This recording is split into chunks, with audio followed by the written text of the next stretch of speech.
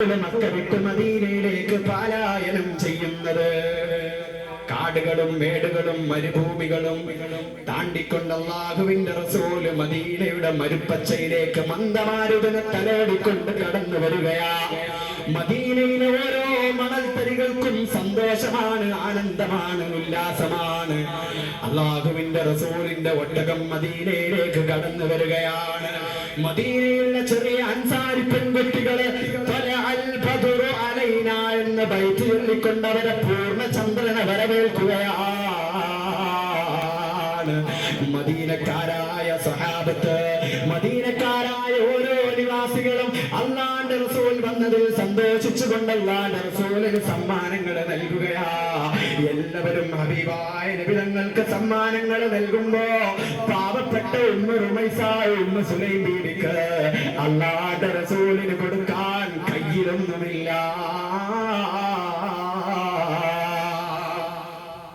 ആ സമയത്ത് മഹദി അവர்கள் കണ്ട് കൊതിരീരാത്ത, പറക്കമറ്റാത്ത തന്റെ പിഞ്ചുമോനെ കൈപിടിച്ചുകൊണ്ട് അല്ലാഹുവിന്റെ റസൂലിന്റെ അടുത്ത് ചെല്ലുകയാ.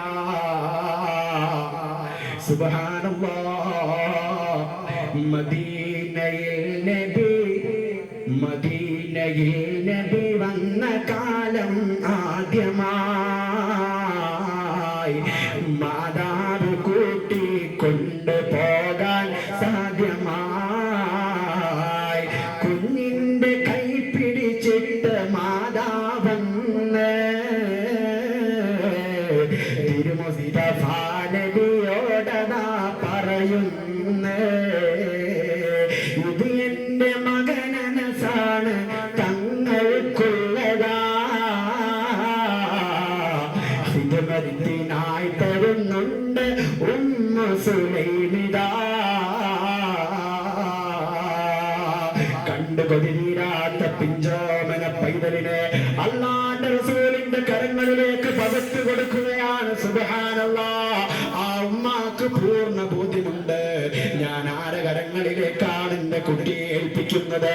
റഹ്മത്തുൽ ആലമീനായ ലോകർക്ക് മുഴുവനും അതേ അനുഗ്രഹമായ അല്ലാഹുവിന്റെ റസൂലിന്റെ തിരുക്കരങ്ങളിലേക്കാ ഞാൻ എന്റെ മകനെ സ്നേഹിക്കുന്നതിനേക്കാൾ എന്റെ മകനെ സ്നേഹിക്കാൻ കഴിവുള്ള നേതാവിന്റെ കരങ്ങളിലാണ് എന്റെ മക്കളെ ഏൽപ്പിക്കുന്നത്, ഞാൻ എന്റെ പൊന്നുമോനായ അനസിനെ ഏൽപ്പിക്കുന്നത് എന്ന പൂർണ്ണ ബോധ്യത്തിന്റെ അടിസ്ഥാനത്തിലാ അനസിതങ്ങളെ കൈമാറുന്നത്. ഹബീബായ നബി സല്ലല്ലാഹു അലൈഹി വസല്ലമ തങ്ങളുടെ സേവകനായി 10 വർഷക്കാലം അനസ് ബിൻ മാലിക് തങ്ങൾ ഇങ്ങനെ വളരുകയാണ്. തിരുമുസ്തഫായ നബിക്ക് വർഷം 10,